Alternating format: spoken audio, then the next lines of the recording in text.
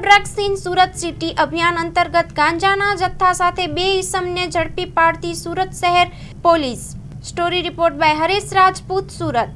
સુરત શહેર police commissioner સાહેબના માર્ગદર્શન અને સૂચના હેઠળ નો ડ્રગ્સ ઇન સુરત સિટીની ઝુંબેશ ચાલી રહી છે, તે સંદર્ભે ભેસ્તાન પોલીસ સ્ટેશન ગઈકાલે પીઆઈ કેપી ગામિતી તથા સર્વેલન્સ પીએસઆઈ એચબી ચૌધરીના વડપણ હેઠળ એક એનડીપીએસનો કેસ દાખલ કરવામાં આવે છે।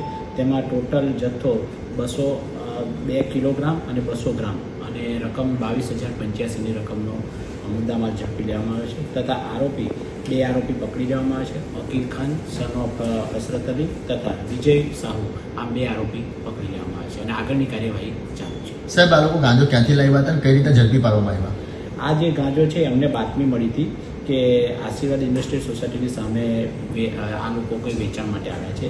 હમણાં એમને પકડી લીધા છે, તેમની પૂછપરછ અત્યારે ચાલી રહી છે, ક્યાંથી લાવ્યા હતા અને કોને આપવાના હતા તેની પણ અમે ઊંડાણપૂર્વક તપાસ કરી રહ્યા છીએ। અગાઉ કોઈ ગુનાહિત ઇતિહાસ સાહેબ? હાલ પૂરતો અગાઉ ગુનાહિત ઇતિહાસ જણાયેલો નથી।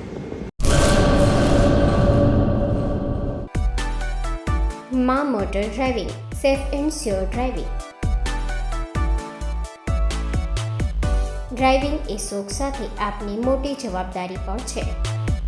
અમારા ઇન્સ્ટ્રક્ટર દ્વારા સચોટ અને સરળ માર્ગદર્શન, આપની રોજની તાલીમની માહિતી મેળવીને શું અધુરાશ છે એના ઉપર પૂરું ફોકસ કરાય છે।